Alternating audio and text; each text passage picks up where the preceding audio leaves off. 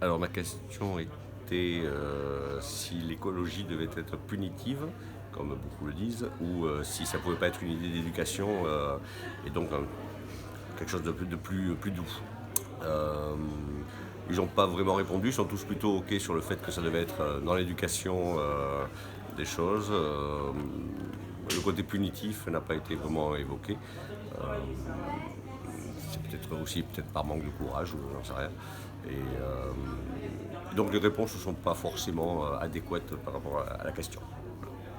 Alors la question que j'ai posée au candidat, c'est quelle politique écologique et non environnementaliste, je fais une distinction entre les deux, peuvent mettre ou doivent mettre en place les candidats concernant le nettoyage de la ville, qui est vraiment très sale. Dans mon quartier, j'habite la Bastide, c'est de plus en plus sale, le recyclage et le traitement des déchets.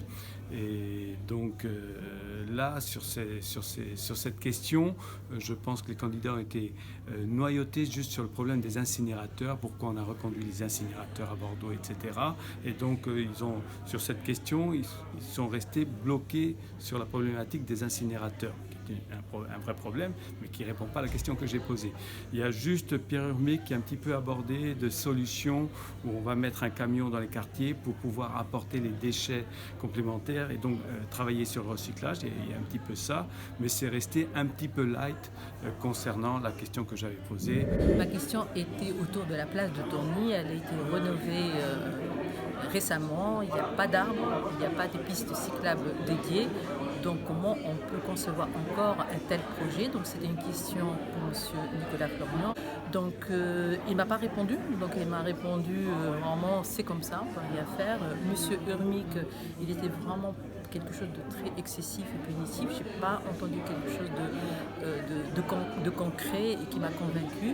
Et M. Thomas Cazenave, il n'a pas parlé beaucoup, mais par contre, ce qu'il a dit, c'était concret et je crois en lui. Alors, les piétons existent dans la ville, mais ils n'ont une place de plus en plus réduite.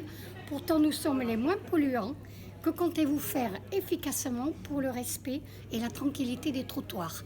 Alors, à mon avis, ils m'ont répondu pour les vélos, pour la voiture, mais pas pour les piétons.